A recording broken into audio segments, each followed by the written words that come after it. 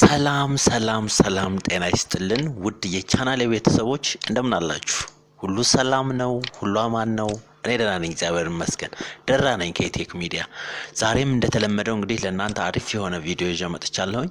በዛሬው ቪዲዮአችን የምንመለከተው ከባነሩ ወይም ደግሞ ፊት ለፊት ከሚታየው ምስል እንደምትመለከቱት በ2024 ስንት ኢትዮጵያውያን የዲቪ 2024 አሸናፊዎች ሆኑ የሚለውን ዳታውን በሙሉ ከአሜሪካን ስቴት ወይም ደግሞ ከዩናይትድ ስቴትስ ቢሮ የወጣውን መረጃ አሳያችኋለሁ ማለት ነው። ስለዚህ እንግዲህ ከመጀመሪያው እስከ መጨረሻው እንድትከታተሉ ማለት ነው። በባለፈው ቪዲዮ እንግዲህ በጣም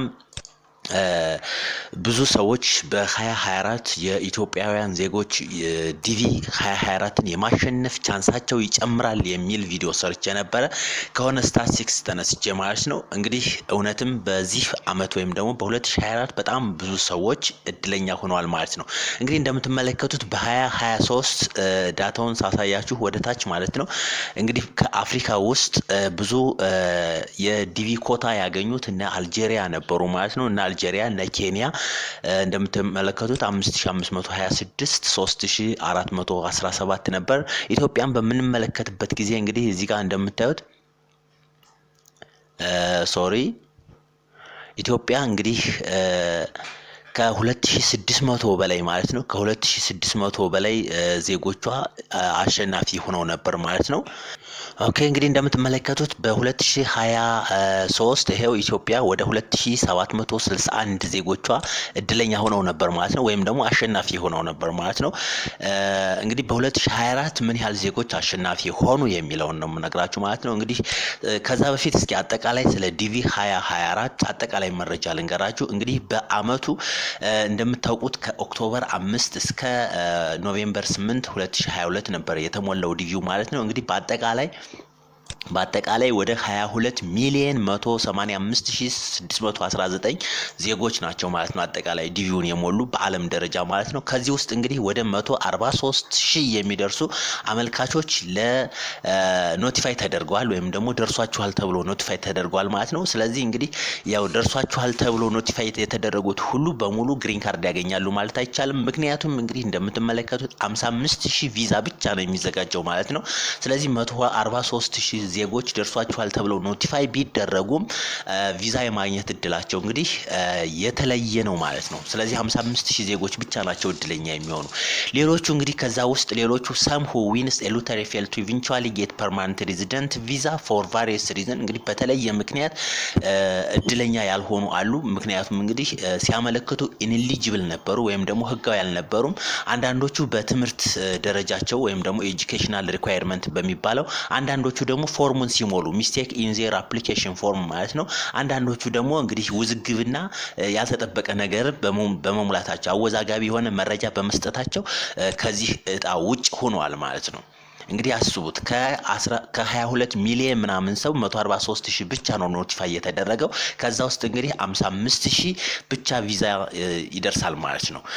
እንግዲህ እንደምትመለከቱት others who may have meet all requirements fail to receive permanent residence simply because of 55,000 score has been met። ምክንያቱም እንግዲህ በትክክል መረጃ የሞሉ ሰዎች እድለኛ ሆነው ሳለ ነገር ግን ይወርቃሉ ማለት ነው። ምክንያቱም እንግዲህ 55000 ብቻ ቪዛ ስለተዘጋጀ ማለት ነው። እንግዲህ አጠቃላይ መረጃው ይህንን ይመስላል። ወደ ታች ወረድ ያላችሁ ማየት ትችላላችሁ። ይህንን ወረቀትና ይህንን መረጃ የምታገኙበትን ሊንክ ከቴሌግራም ቻናሌ ላይ ያስቀምጣለሁኝ ማለት ነው፣ ወይም ደግሞ ከዲስክሪፕሽን ቦክስ ላይ ስለማስቀምጥ እሱን መረጃ ማየት ትችላላችሁ።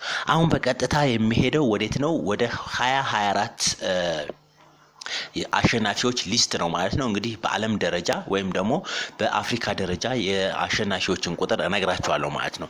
እንግዲህ እንደምትመለከቱት 2024 የአሸናፊዎች ማለት ነው እንደምታዩት እዚህ ጋር መረጃው ወጥቷል ማለት ነው። ወደ ላይ ከፍ እናድርገው። በፒዲኤፍ ነው ያዘጋጀውትኝ።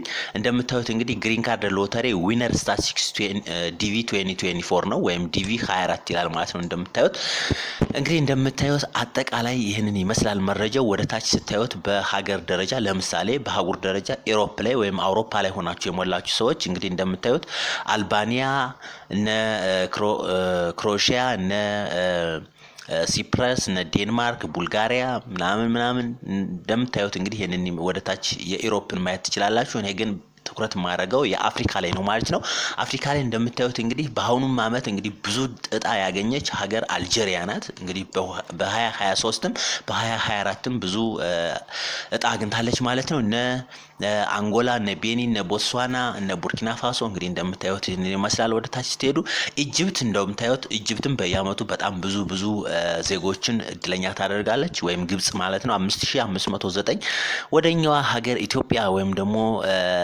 ወደ ምስራቋ አፍሪካ ስንሄድ እንግዲህ ኢትዮጵያ ምን ያህል እንደሆነች እዚህ ጋር እናያለን ማለት ነው እንደምታዩት ይሄው ኢትዮጵያ 3034 ዜጎች እድለኛ ሆነዋል ማለት ነው በ2024 ብቻ ማለት ነው እንግዲህ በ2023 2761 ብለን ነበር በባለፈው ቪዲዮም እንደሰራሁት እንግዲህ የዘንድሮ እጣ ይጨምራል ምክንያቱም በዚህ አመት ዲቪ 2024ን እንዳይሳተፉ የተደረጉ ሀገራት ስላሉ አጠቃላይ ኮታው ወደዚህ ወደ ሌሎች ሀገራት ስለሚሰራጭ ኢትዮጵያም አንዷ ተጠቃሚ ትሆናለች የሚል ቪዲዮ ሰርቼ ነበር ካስታወሳችሁ ማለት ነው ስለዚህ በዚህ አመት 3034 የሚደርሱ ዜጎች እድለኛ ሆነዋል ማለት ነው በነገራችን ላይ ሁሌም ሰራ ይሄንን ቪዲዮ የምናገረው ነገር አለኝ ማለት ዲቪው ወጣ ማለት ወይም ደግሞ እጣው ወጥቷል ወይም ደግሞ ኮንግራቹሌሽን ተባላችሁ ማለት ለቪዛ ትደርሳላችሁ ማለት አይደለም ቅድም እንዳልኩት እንግዲህ ከ12 ሚሊዮን ወደ 143000 ሰዎች ብቻ ኖቲፋይ ተደረጉ ከ143000 ሰዎች ደግሞ ወደ 55000 የሚደርሱ ብቻ ናቸው እድለኛ የሚሆኑት ስለዚህ እንግዲህ ባንድም በሌላ 3034 ሰው በሙሉ የቪዛ አሸናፊ ወይም ደግሞ የፐርማነንት ሬዚደንት ካርድ ያገኛል ማለት አይደለም ግሪን ካርድ ያገኛል ማለት አይደለም ምክንያቱም እንግዲህ የግሪን ካርዱ ወይም ደግሞ የቪዛው ብዛት 55000 ብቻ ነው ማለት ነው በአለም ደረጃ 55000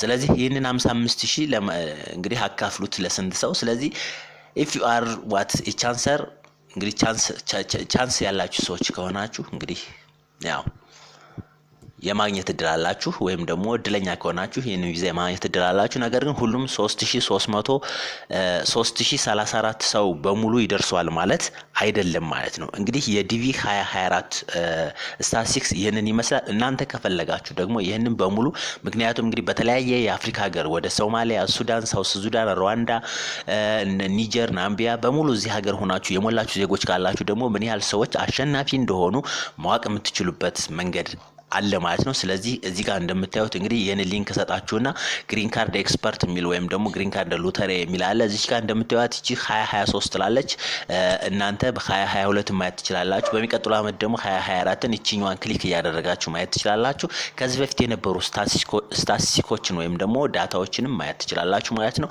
ስለዚህ በዘንድሮ አመት ከዚህ ቀደም ከነበረው በተለየ መልኩ ብዙ የኢትዮጵያ ዜጎች የዲቪ ዊነር ሆኗል ማለት ነው